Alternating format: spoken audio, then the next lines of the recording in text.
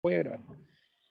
Buenas tardes. Tengo el honor de presentar a Luis González, que está en estos momentos completando su estudio en el doctorado en Sistema de Ingeniería de la Universidad de Talca. Y hoy día va a hablar sobre una charla que tiene que ver con predicción de contaminación ambiental, utilizando técnicas de Deep Learning. Por favor, Luis, adelante. Muy bien. Buenas tardes a todos. Voy a compartir la presentación.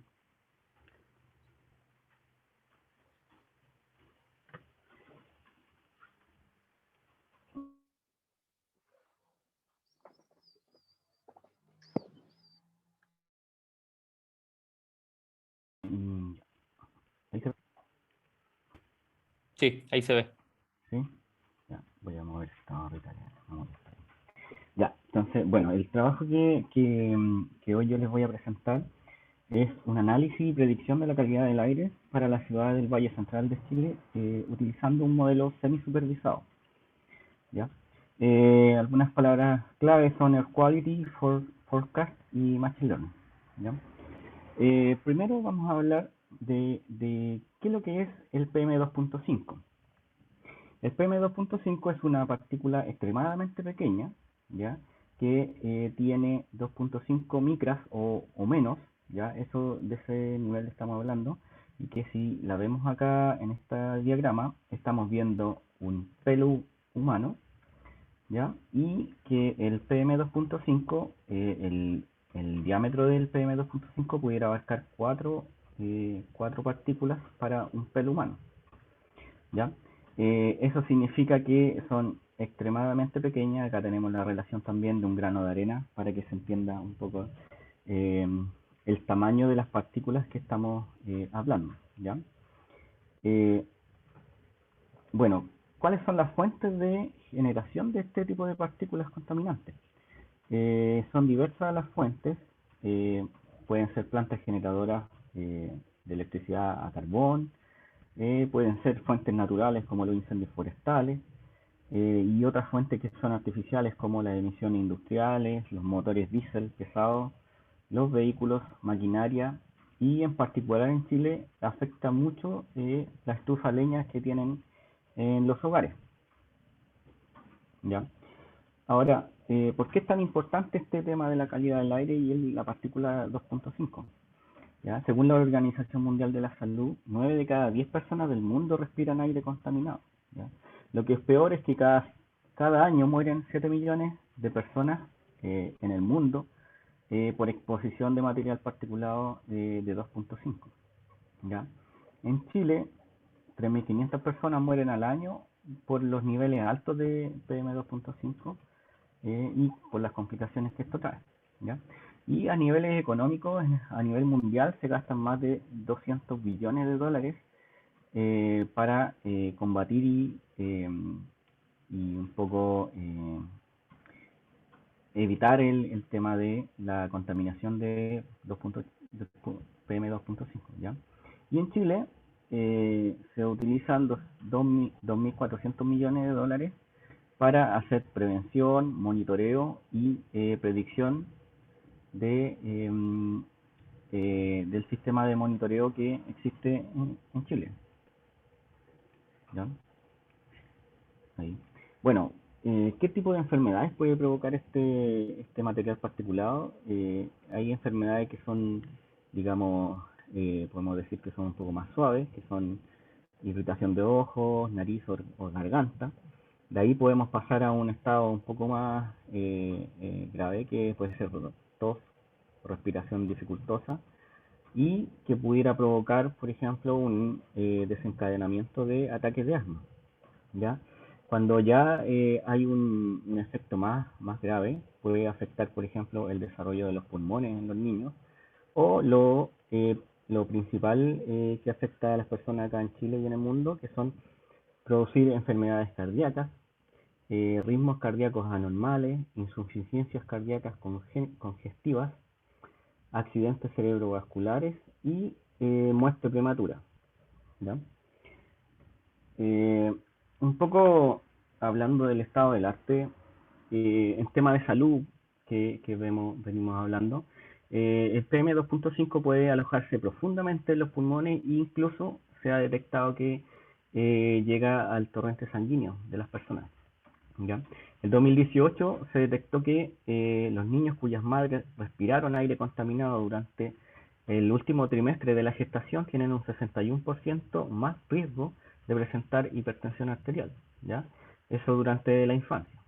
Y en el 2019 se estableció que la exposición a la contaminación durante cualquier momento del embarazo, ¿ya? Reduce la duración del mismo y altera el desarrollo de los órganos del feto, provocando en algunas, por ejemplo, corazón, cerebro, intestino o pulmones que tengan un menor peso o tamaño al nacer, ¿ya? Por otra parte, que es la que a nosotros nos convoca, tenemos un survey del 2017 de Colin Bellinger, que es un colega que colabora con nosotros.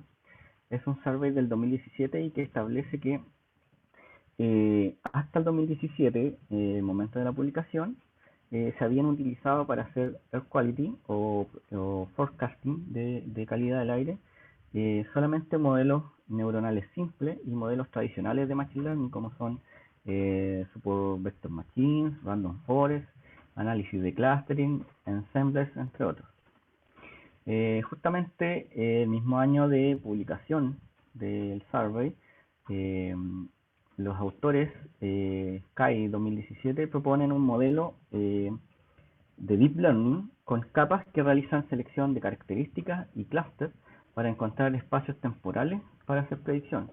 Esto se refiere a que modificaron la arquitectura de una red neuronal profunda y intercalaron capas que estaban solamente dedicadas a establecer las características o los, digamos, los peaks de niveles de contaminación dentro de una serie de tiempo completa, y esos peaks pasaban a otra capa que los agrupaba. Entonces esa agrupación generaba espacios temporales dentro de la serie de tiempo que se utilizaban en las últimas capas de predicción de la red. Teniendo buenos resultados con esa modificación de arquitectura, esta propuesta, ¿ya? El 2018 se propone, SANC del 2018 proponen una LSTM, donde empezó a aparecer este modelo neuronal. Proponen una LSTM bidireccional que permite extraer las frecuencias y amplitudes de los datos para establecer espacios temporales y generar predicciones. Es una manera de hacer algo similar a lo del paper anterior, pero a través de una LSTM, pudiendo a través de la bidireccionalidad de la red establecer por una parte los espacios temporales y por otra parte hacer las predicciones con esos espacios. Luego, el 2021, que es lo más reciente que hemos encontrado, González y Enríquez del 2021 se proponen usar una LSTM y agregar variables exógenas para variables exógenas que son variables meteorológicas de estaciones cercanas, mejorando de alguna forma las predicciones. Entonces, tomando en cuenta el último paper, nosotros, y el uso de modelos de Deep Learning, nosotros hacemos una propuesta para el análisis de las ciudades del Valle Central de Chile, ¿ya? Entonces, la propuesta es, nosotros queremos generar una metodología para determinar patrones de contaminación similares en las ciudades del Valle Central de Chile, ¿ya? Establecemos que podemos hacer agrupamiento de las ciudades respecto de las concentraciones de PM2.5, ¿ya? Y a través de estos agrupamientos podemos hacer predicciones de PM2.5 de las ciudades agrupadas versus las ciudades individuales, ¿ya? Y para estas predicciones hemos establecido que vamos a utilizar los modelos tradicional ARIMA, ¿ya? Un SPR, Random Forest, Recurrent Neural Network y LSTM, ¿ya?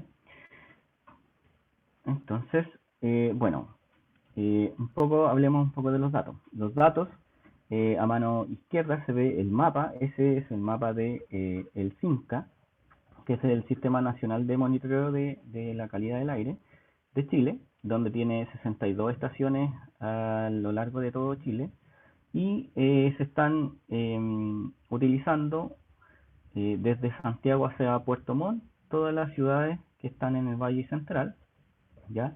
Y si ustedes se fijan, hay algunas ciudades que tienen más de una estación dentro de la ciudad, entonces se utilizó solo una de las estaciones para no replicar datos, ¿ya? Entonces, por lo tanto, se establecieron 10 ciudades para hacer este trabajo, ¿ya? Las mediciones de PM2.5 son de forma horaria, ¿ya? Por lo tanto, tenemos una medición cada hora para cada ciudad, y establecimos un rango de años desde el 2016 al 2020. Por lo tanto, por cada ciudad nosotros vamos a tener 43.848 datos, ¿ya? Una cosa importante es el establecimiento de la rangos de valores de PM2.5 para nuestro país. El Ministerio de Medio Ambiente establece que los rangos entre 0 y 80 de PM2.5 es un estado normal. Entre 81 y 109 es un estado de alerta. Entre 110 y 170 se establecen preemergencias, y mayores a 170 es una emergencia, ¿ya? Entonces, aquí podemos ver los datos de cada año y de cada ciudad, ¿ya? Entonces, como estos son series de tiempo, cada una de las ciudades tiene desde el 2016 al 2020 los datos, ¿ya? Y podemos hacer podemos ver que, por ejemplo, todos los datos tienen la misma escala, todos los gráficos tienen la misma escala, por lo tanto, las ciudades como Rancagua, San Fernando, Curicó, Talca, tienen, digamos, un comportamiento similar en cuanto a los niveles de concentración de material particulado, pero las ciudades que están más hacia el sur, podemos ver que son bastante altos los niveles de material particulado. Estos digamos, picos de niveles de material particulado establecen los rangos de los meses de invierno de cada uno de los años. ¿Ya? Si ustedes se fijan, cada uno concuerda con más o menos 4 meses del periodo de invierno, en donde se utilizan más estufas y donde la calefacción, digamos, está más presente en esas fechas, ¿ya? También nos dimos cuenta que en Temuco hay una porción de los datos que no está registrado, ¿ya? Entonces eso también provoca algunos problemas al tema al momento de los análisis, ¿ya? Aquí hay una comparación de a mano izquierda el año 2020 de Curicó, y a mano derecha el año 2020 de Puerto Montt.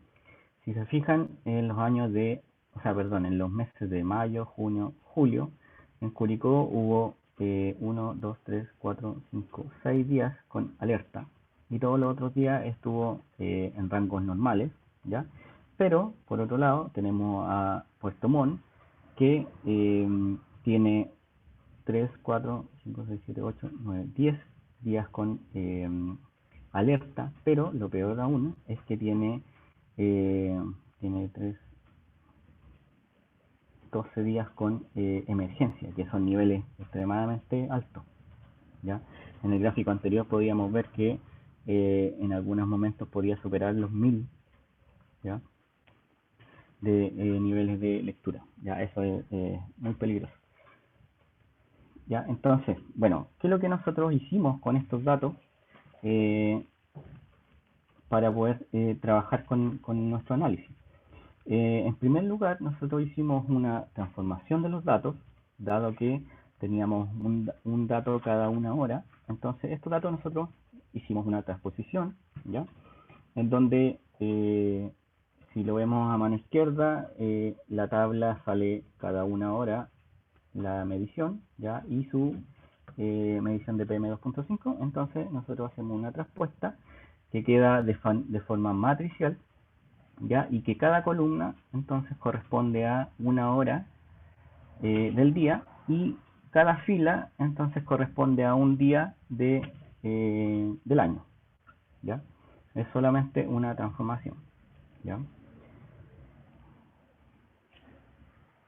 Ya. Luego de esta transformación nosotros hacemos una búsqueda para encontrar los días, o perdón, las horas que tienen menor concentración para cada ciudad y las horas que tienen mayor concentración para cada ciudad, ¿ya? Esto lo hacemos en base a la obtención de la media de cada hora de cada ciudad, y esa media la rankeamos, ¿ya? Por lo tanto, podemos ver a mano izquierda la tabla en donde dice bajas concentraciones, y tenemos 3 horas en donde hay bajas concentraciones para Rancagua, ¿ya? Y altas concentraciones en donde tenemos también 3 horas donde existen bajas concentraciones, o sea, perdón, altas concentraciones, ¿ya? Ahora, eh, ¿por qué tenemos marcado en las bajas concentraciones las 14 horas y en las altas concentraciones las 21 horas? Es porque encontramos un patrón de horario que se repetía en la selección del horario menor y el horario mayor de cada ciudad. Y dentro de los tres horarios más bajos de Rancagua, por ejemplo, y 3 horarios más altos de Rancagua, se concuerda con San Fernando, por ejemplo, las 14 horas, y con todo el resto de las ciudades se empieza a repetir las 14 horas como una de las 3 horas más bajas de concentración de material particulado. Igual pasa con las horas donde existe mayor concentración de material particulado en cada una de las ciudades, donde si uno selecciona las 3 horas con mayor cantidad de material particulado, empieza a aparecer en todas las ciudades las 21 horas, ¿ya? Como un patrón repetitivo, ¿ya? Igual aparecen otras, pero no en todas ciudades, en todas las ciudades. Por ejemplo, las 22 horas también se repiten algunas, ¿ya? Pero no en todas, ¿ya? Y como ejemplo, podemos aquí ver una gráfica en donde tenemos Rancagua del 2016 al 2020, y tenemos graficadas las 14 horas, que es una de las horas que tienen menor concentración de material particulado, y versus las 21 horas también de Rancagua del 2016 al 2020, con las mayores concentraciones de material particulado, para que se vea cuál es la relación que existe entre la menor y la mayor concentraciones de material particulado, ¿ya? Entonces, después de esto, establecimos un análisis de correlación con respecto de las 21 horas, que era una de las horas que se repetían, del patrón que se repite, de mayor concentración, que es lo que a nosotros nos importa estudiar, ¿ya? Y hacemos un análisis de correlación para establecer si es que ese horario en particular tiene alguna relación una ciudad con otra con ese horario, ¿ya? Entonces empezamos a ver que existen correlaciones entre algunas ciudades que son cercanas a nivel territorial, ¿ya? Por lo tanto, por ejemplo, Rancagua con San Fernando, Rancagua con Curicó, San Fernando con Curicó, existen ciertas relaciones. Curicó con Linares, Talca con Linares, también existen ciertas relaciones. Y acá, aunque no es muy alta, Osorno con Puerto Montt también da un poquitito de luces de cierta relación, ¿ya? No todo esto en realidad no es tan eh, alta, digamos, la certeza de esta correlación. Entonces establecimos que haríamos un análisis de clúster, ¿ya? Para seguir buscando si es que existen agrupamientos entre las ciudades, ¿ya? Por una parte hicimos análisis de clustering con Camin, ¿ya? Es donde Camin se establece cierto agrupamiento en donde queda Rancagua, Curicó, San Fernando en un grupo, Luego otro grupo más grande, donde queda Linares, Talca, Chillán, Los Ángeles y Temuco. Y acá no se alcanza a apreciar, pero queda Puerto Montt con Osorno pegados, muy pegados, ¿ya? Y por otra parte, a mano derecha hicimos clúster jerárquico, ¿ya? En donde nuevamente Osorno y Puerto Montt vuelven a quedar en el mismo grupo. Ahora Rancagua queda sola, ¿ya? Y después queda San Fernando, Talca, Curicó y Linares agrupados, ¿ya? Un poco un patrón que se repitió acá. Y Temuco, Chillán y Los Ángeles en otro grupo. Ya se establecieron 4 grupos en el análisis jerárquico y 3 grupos en el análisis de caminos, ¿ya? Entonces, como se establecen grupos distintos, ¿ya? Nosotros lo que hacemos primero es trabajar sin el agrupamiento, ya, porque esto lo que busca es establecer si es que existe una mejora o no existe una mejora si yo agrupo la ciudad y hago la predicción, ¿ya? O me sale mejor hacer la predicción en ciudades individuales, ¿ya? Entonces, lo que hicimos acá fue hacer predicciones a 24 horas después, ¿ya? Sin el agrupamiento. Entonces, tomamos los datos de cada una de las ciudades que se listan acá y generamos modelos con cada uno de estos modelos establecidos que era ARIMA, SBR, Random Forest, Recurrent Neural Network y LSTM, ¿ya?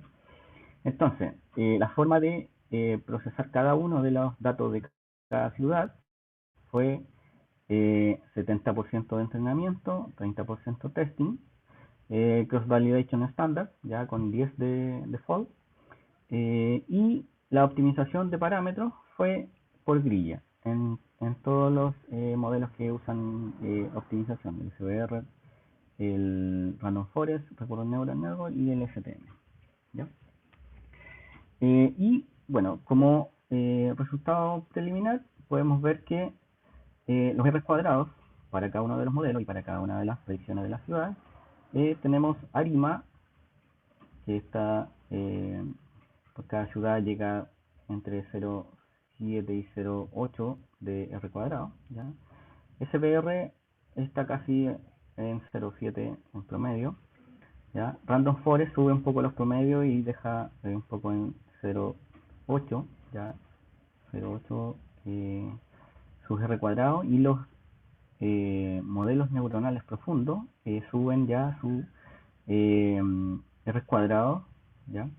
Llegando al 0,9, ¿ya? En casi todas en casi todas las ciudades, ¿ya? Y aquí vemos algunas diferencias. Por ejemplo, en Recurrent Neural Network tuvo mejores resultados en las que los valores que están en negrita versus la LSTM y bueno, y versus todos los otros modelos, ¿ya?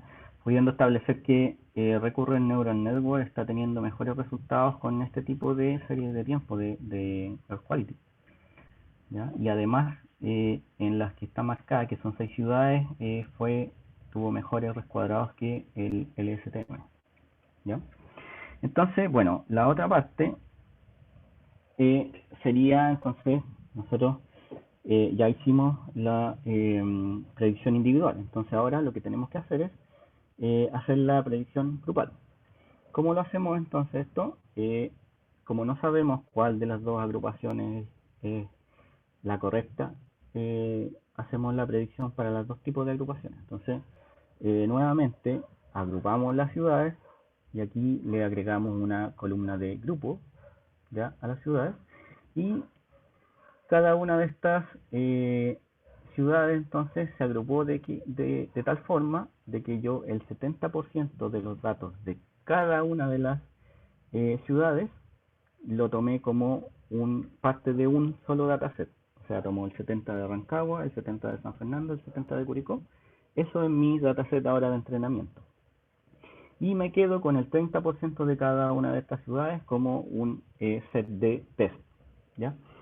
Entonces, en primera instancia, el análisis de clúster con Camins me estableció 3 grupos, que son estos 3, grupo 1, 2 y 3, y donde quedó Rancagua, San Fernando, Curicó, y por otro grupo quedó Talca, Linares, Chillán, Los Ángeles, Temuco, y Osorno y Puerto Montt, ¿ya? Entonces, hice la predicción y los R cuadrados de test, ¿ya? De los modelos son los que se presentan acá. Entonces se hace el test con, por ejemplo, el modelo agrupado, que es un modelo, ¿cierto? Que está agrupado los datos de las 3 ciudades, y hago el test con los datos de cada una de las ciudades y se establecen los R cuadrados, ¿ya? Entonces, lo que nos encontramos aquí, que en negrita, ya después los vamos a comparar todos juntos, pero en negrita tenemos los valores que el R cuadrado es mejor en conjunto que individuales como ciudad, ya que la predicción individual como ciudad. Para este agrupamiento, ya nuevamente se mantienen los órdenes de los R cuadrados en 0,8 los de Arima, Random Forest, SBR anda un poco más mal cerca de los 0,7 y algo, y los modelos neuronales nuevamente mantienen su 0,9 en casi todas las instancias, ¿ya? Ahora, el análisis de clustering, el análisis jerárquico estableció 4 grupos, ¿ya? Y ¿qué es lo que se establece acá? Nuevamente se hizo lo mismo. Bueno, aquí Rancagua quedó solo, así que fue casi muy parecido a Rancagua de la otra manera, ¿ya? Creo que es casi lo mismo, ¿ya? Y los otros grupos se hizo lo mismo, se tomó el 70% de cada una de las ciudades, ¿ya? Eso se transformó en un dataset completo y después se tomaron los 30% de cada una de las ciudades, se transformaron en el test. Y nuevamente, con este tipo de agrupación, volvió a mejorar en algunas predicciones, son las que están en negrita, y mantuvieron el orden de los R cuadrados, ya el SPR un poco más bajo, Arima y Random Forest más o menos 0,8, y los modelos neuronales nuevamente tomaron ventaja y llegaron a los 0,9 en casi todas las ciudades, ¿ya? Entonces, como resultado, aquí tenemos la comparación de a mano izquierda el modelo, cada uno de los modelos de manera individual por ciudad, ¿ya? Y los modelos agrupados, en donde los que están en negrita son los valores en donde tuvimos mejor R cuadrado agrupando las ciudades que usándolas de manera individual, ¿ya? Si se fijan son bastante los valores, ¿ya? Y los modelos neuronales, como les venía comentando, vienen siendo los que están teniendo mejores R cuadrados, y Recurrent Neural Network está siendo en algunas ciudades mejor que LSTM, ¿ya? Lo que hace que podamos resolver el problema con una red neuronal que es un poco menos compleja que la LSTM, ¿ya? Entonces, con esto nosotros podemos concluir que se puede establecer, ya se establece una metodología que por medio del análisis de clustering, ya se pueden agrupar las ciudades utilizando el índice de PM2.5 de cada una de las ciudades, ¿ya? Entonces se aprecia también que los modelos de Deep Learning mejoran los resultados de los modelos tradicionales de Machine Learning, ¿ya? Eso lo vimos. Si bien las predicciones de manera independiente tienen, en los casos, por ejemplo, de los modelos neuronales de R cuadrado alto, existen ciudades que igual mejoran la predicción utilizando los datos de ciudades con comportamientos similares, ¿ya? Entonces estos resultados plantean una alternativa para la generación de modelos con datos agrupados a nivel administrativo, porque por ejemplo a nivel administrativo varias ciudades podrían utilizar menos presupuesto de cada una de sus ciudades para realizar una predicción, pudiendo hacer un presupuesto compartido para generar modelos, ¿ya? Y lo otro que pudiéramos hacer a trabajo futuro podría ser inferencias de niveles de PM2.5 de ciudades que no tienen estaciones de monitoreo, pero sí se encuentran cercanas dentro de algún rango de las que sí tienen estaciones de monitoreo y que quedan dentro del agrupamiento. Eso es lo que tengo.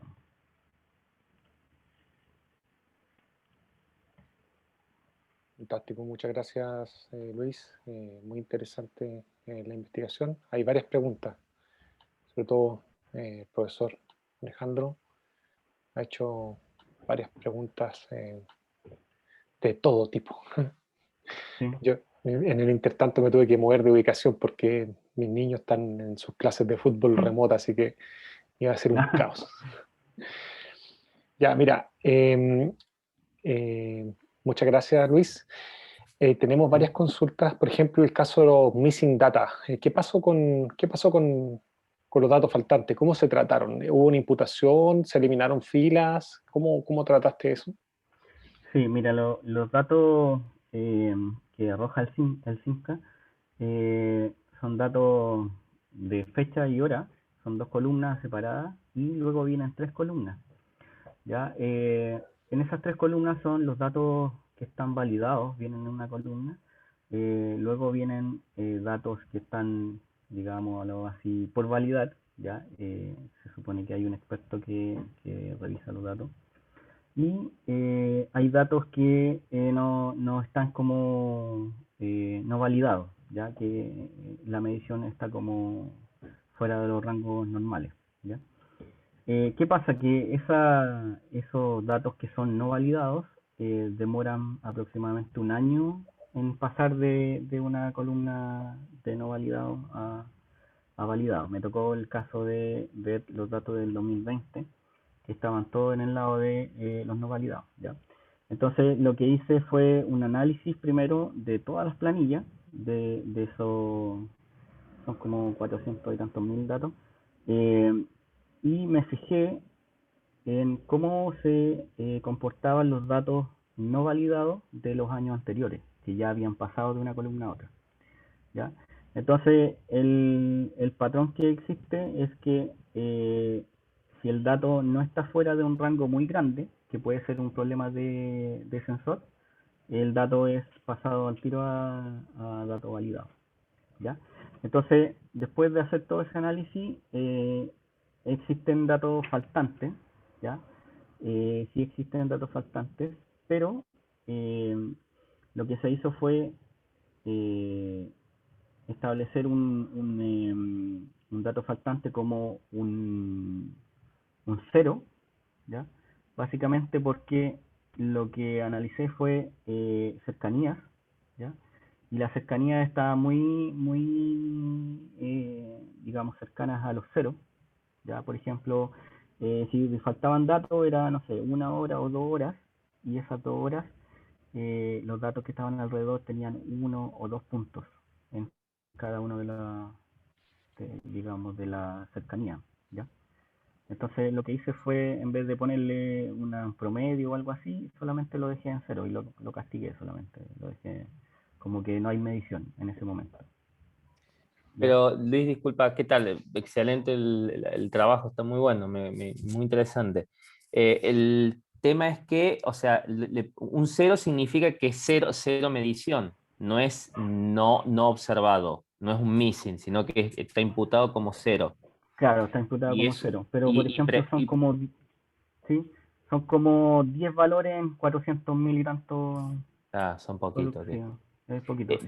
Y pregunta de desconocimiento, ¿el modelo es capaz de imputar si uno le dice o no?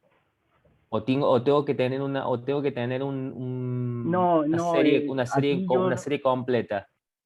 sí, no, yo aquí lo hice antes, básicamente para que llegara al modelo el dato completo. ¿Ya? Fue Ok, una elección nomás, sí. ok. Sí. Luis, déjame entender que aquí hay algunos valores que son nuevos con respecto a la semana pasada que habíamos conversado. Mm. En resumen, ¿qué puedes decir respecto a los modelos conjuntos? O sea, el modelo de clustering, generando los clusters y prediciendo Sí. y haciendo la predicción, ¿cómo anda eso en relación a la predicción individual? Mira, como comenté en algún momento, en el estado del arte hay un paper del 2021 en donde en donde los autores lo que hacen es mejorar la predicción incorporando variables exógenas al modelo, ¿ya? Entonces, y esas variables exógenas eran no de la misma estación de monitoreo, sino que de las estaciones cercanas, ¿ya? Eh, entonces me da la impresión de que esto está funcionando de la misma manera, ¿ya? Lo que estoy haciendo yo es agregando más información de lugares que están cercanos, porque los clústeres se agruparon de manera en ciudades que están más o menos cercanas. Entonces lo que produjo en el modelo es que aumentó la cantidad de información, ¿ya? Entonces donde yo aumenté la cantidad de información, el modelo eh, fue capaz de responder mejor a los valores no conocidos.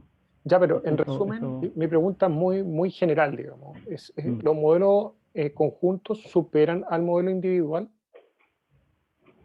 En general sí, sí. Ya, lo que pasa es que Eh, las últimas tablas me dio la impresión de que se comunicaba algo distinto. No sé si podemos ver las últimas tablas, pues. Entonces, quiere decir que, bueno, a ver, Mira, donde por ejemplo, tengo RNN aquí, lo que está a la izquierda es el modelo individual, ¿verdad? individual. ¿Ya? Y veo que aquí RNN hace el trabajo súper bien. Entonces, ¿cómo Claro, interpretas tú esto entonces? Estas tablas. claro, o sea, lo que interpreto es que en algunas ciudades, por ejemplo, no sé, si miramos Curicó en un modelo que es agrupado, por ejemplo, en el que se generan tres grupos, tú tienes 0,94 de R cuadrado versus el 0, déjame correr esto, el 0,917 que tú tienes en el modelo individual. Igual que en el modelo que tiene cuatro grupos, llegó a 0,95 y en el modelo individual tiene 0,91. Entonces, ciertas ciudades mejoraron su predicción, no todas. Ciertas ciudades, las que están marcadas, mejoraron su predicción. Ya. Interesante, ¿eh? Sí, no todas, pero por ejemplo, si tú te... Yo cuando estaba tabulando esto, bueno, esto está en datos ahí de hace muy poquito tiempo. Entonces, si tú empiezas a mirar los estados de clúster, por ejemplo, San Fernando en el agrupamiento de tres clústeres no mejora, sí, pero mejora con el segundo. Entonces uno pudiera ir mezclando la forma de clusterizar para poder hacer la predicción y Claro. pudieras De todas tener maneras, mayor cantidad de ciudades mejores. tenemos dos tecnologías que Mm, se usan de manera bastante extensiva. ARIMA, por sí, ejemplo, es un método que se utiliza bastante, que es un método tradicional, y que sí, los rangos de los R cuadrados son bastante inferiores. Ahora, mm, hay algo que me parece súper sorprendente, que es el desempeño de Support Vector Regression, que en sí, general nos ha dado excelentes resultados en varios campos de ingeniería, pero aquí no resulta ser tan mm, adecuado. Pero lo que ya es casi evidente, digamos, que la tecnología Deep Learning logra una mejora sustancial con respecto a estos modelos que hace 10 años eran considerados disruptivos, pero que hoy día ya son parte del estado del arte y cotidiano en muchas aplicaciones de ingeniería. Entonces, constatamos que estos dos métodos son muy buenos. Ahora, ¿qué nos podrías decir, argumentar respecto a comparar los dos modelos de Deep Learning? ¿Qué ventajas y desventajas en un caso aplicado, qué preferirías y por qué? sí, mira, bueno, en el caso, en el mismo caso que estamos viendo, son muy cercanos los valores. Entonces, en ese caso, yo preferiría Recurrent Neural Network porque es un modelo que es, entre comillas, simple, pero es más simple que el STM si uno los compara los dos, ¿ya? Eso es lo que seleccionaría. Va a ser igual el trabajo y tengo menos complejidades del manejo de los espacios temporales, porque el Recurrent Neural Network va con una matriz y el STM va sobre la serie de tiempo. Entonces, eh, el proceso de empezar a establecer los espacios temporales es más complejo en el STM que en Recurrent Neural Network. Ujú.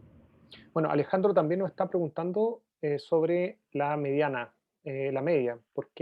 Eh, ¿Por qué decides, dice Leo, en lugar de usar la media para determinar el día con menor mayor concentración, ¿por qué no usar la mediana, que es un estimado robusto a diferencia de la media, Sí, pensando en el tipo de dato con gran variabilidad de un día al siguiente? claro, de hecho, mira, bueno, no está reportado aquí, pero he usado hasta Boruta, hemos corrido en la selección de las horas y el resultado es casi el mismo siempre. Ah, Así que, para efectos de simplificar en realidad el proceso, incorporamos al final el resultado de la media. sí, o sea, en este caso tú tienes mucha información, por lo Mm, tanto la media, por más que tenga algún dato atípico, generalmente se va a centrar, pero cuando tenés pocos datos, ahí sí la claro, mediana puede ser un poquito más útil que la media. Pero sí. sí, sí, genial, tiene sentido. Alejandro también pregunta, dice, ¿me podría explicar cómo hacen la predicción a 24 horas vista? ¿Cómo funciona el tema de la predicción? ¿Cómo la red Sí, bueno, neuronal está prediciendo? en el caso de la LSTM, trabaja con la serie de tiempo y tú a la LSTM le pones un parámetro que establece un espacio temporal en donde tú dices que va a trabajar con 24 horas. En el caso de la Recurrent Neural Network, que yo te decía que era más simple, lo que hace es trabajar con una matriz. Porque yo transformo los datos en una matriz de 0 a 23 horas, es porque ese va a ser mi rango temporal de predicción. Si yo quisiera 2 días, yo pongo una matriz de 48 horas y tengo Ok. 2 días por fila. Y así. Por eso el modelo, o sea, para mí gusto en realidad que lo programo y lo ejecuto y todo, lo encuentro más sencillo hacer eso y poner un recurrent neural network que el LSTM que a través de parámetros y se complejiza un poco. Gracias. También hay otra pregunta. ¿Estos datos que estamos viendo en la tabla son datos promedio de 10 ejecuciones o es más ejecuciones? Sí, son 100 ejecuciones y el entrenamiento se hace con cross validation que son estándar que son 10 por Ya, ¿son 100 ejecuciones para qué? ¿Para hacer la predicción?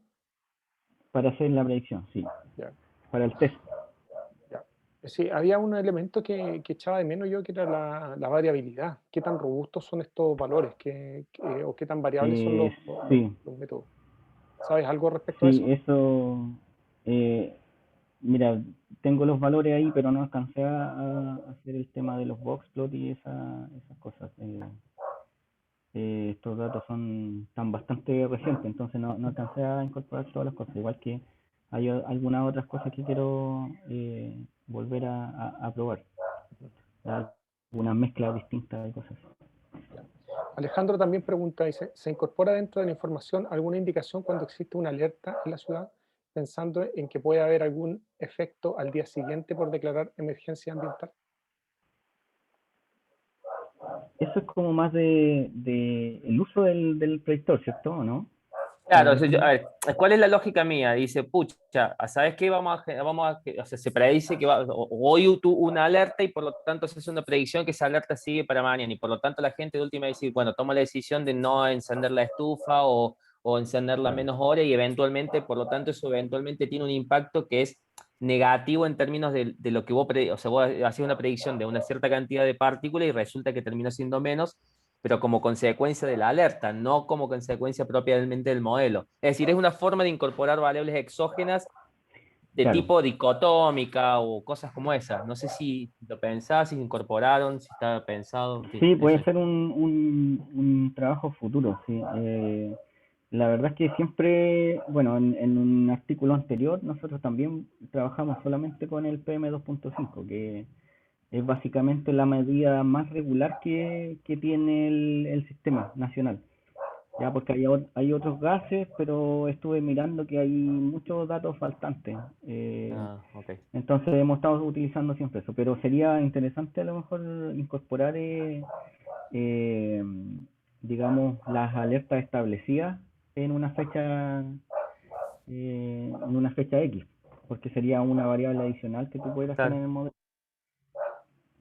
Claro, aquí tangencialmente se topa con otro tema, digamos, que es el tema de las políticas que hay, que las entidades gubernamentales tienen que tomar decisiones en base a predicciones. O sea, hay un comité que va a decir, ¿qué va a pasar mañana? Entonces las máquinas dicen, esto lo más probable es que se va a transformar en un día de alerta ambiental. Entonces, eso significa que hay que tomar ciertas medidas, y esas medidas son restricciones a las empresas, Claro. restricciones a la gente o actividades que pueden realizar.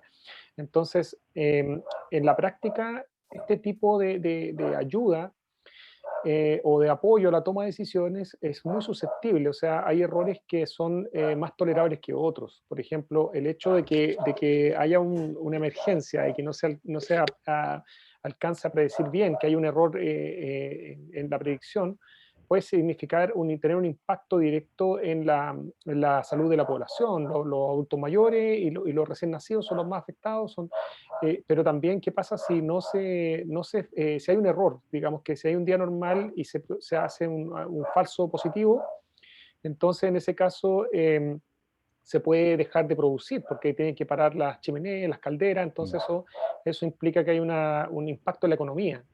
Y por lo tanto tiene que haber un punto de equilibrio donde se trate de generar la menos cantidad de error. Pero dada la complejidad de los datos, es una situación que no resuelta, digamos. Afortunadamente, esto es sorprendente, estas máquinas al parecer tienen un grado de predicción bastante alto, entonces da la impresión de que el futuro de esta tecnología es promisoria para estas aplicaciones. Sí, totalmente, totalmente. Lo que sí es, o sea, digamos, pensando yo justamente en eso que acabas de comentar, César, que claro, ya sea un falso positivo, un falso negativo, tiene sus efectos. Por un lado la salud y por otro lado la parte económica. Por eso incorporarle a lo mejor, está bien, por los datos que estuve viendo no son muy frecuentes a lo largo del año, pero eventualmente a lo largo de varios años sí pueden aparecer y por lo tanto te pueden generar una pequeña ayuda a la hora Claro. del entrenamiento, porque en definitiva después eso no lo vas a saber hasta que realmente ocurre. Pero nada más. Genial, Luis, muy bueno. Ya, estamos entonces. ¿Hay más preguntas de la audiencia? ¿Los estudiantes de pregrado tienen alguna duda? ¿Quieren conocer algo, algún tema específico de la charla de Luis?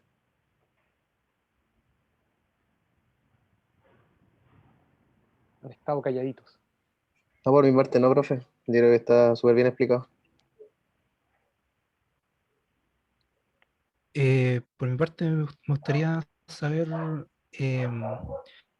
o si puede explicar de una forma resumida, em, el concepto de semi, ¿cómo era? Semi-supervisado, ¿no? Semi supervisado, sí. Claro.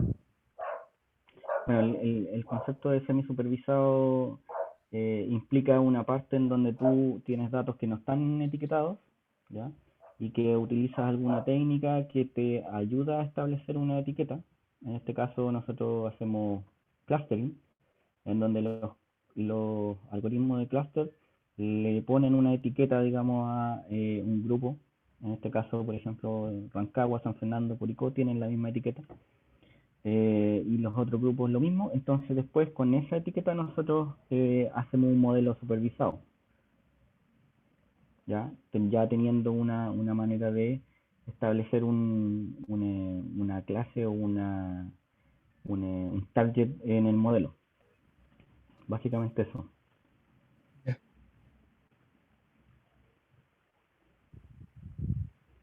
Gracias. ¿Ya? ¿Aló? Disculpen. ¿Sí? Tuve que ir Sí. estaban mis niños puerta afuera.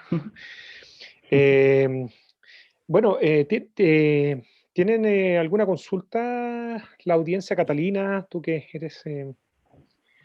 has tomado harto conocimiento también en de la LSTM, ¿qué te parece el estudio?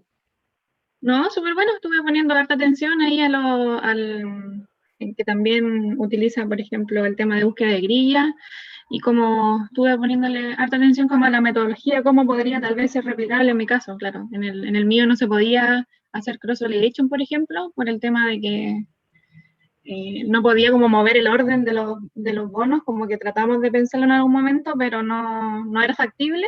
Así que no, en general a mí me quedó súper clara toda la presentación.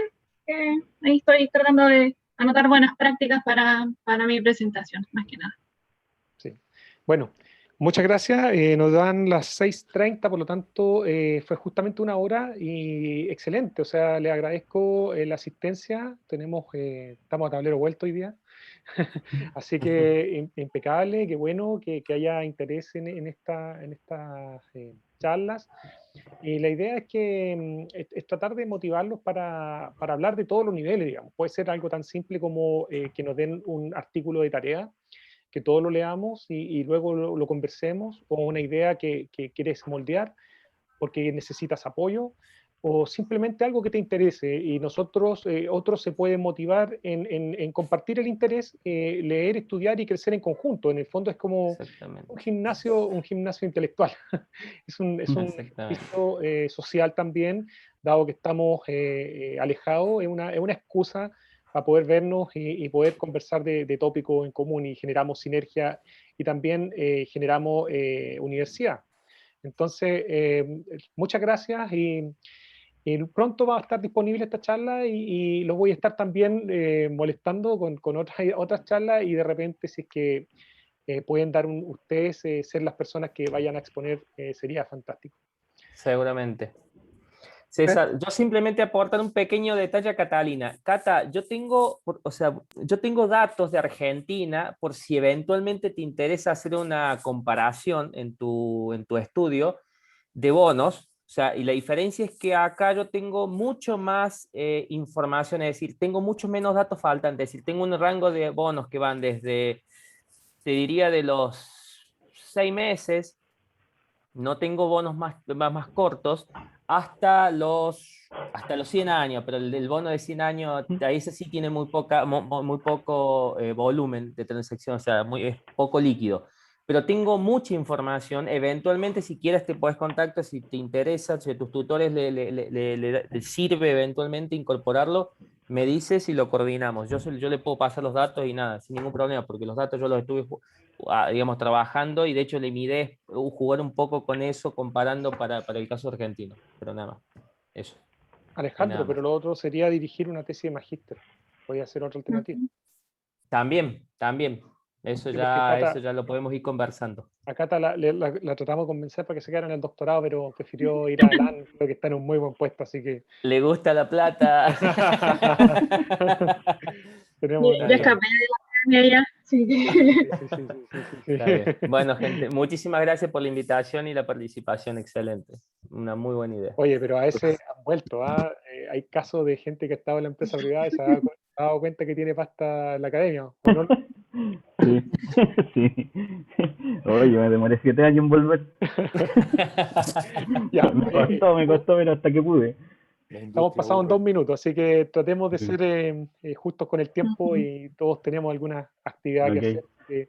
Pásenlo bien y cuídense en casa, cuiden a sus papás si los tienen aún, cuídenlos mucho, porque son los más vulnerables.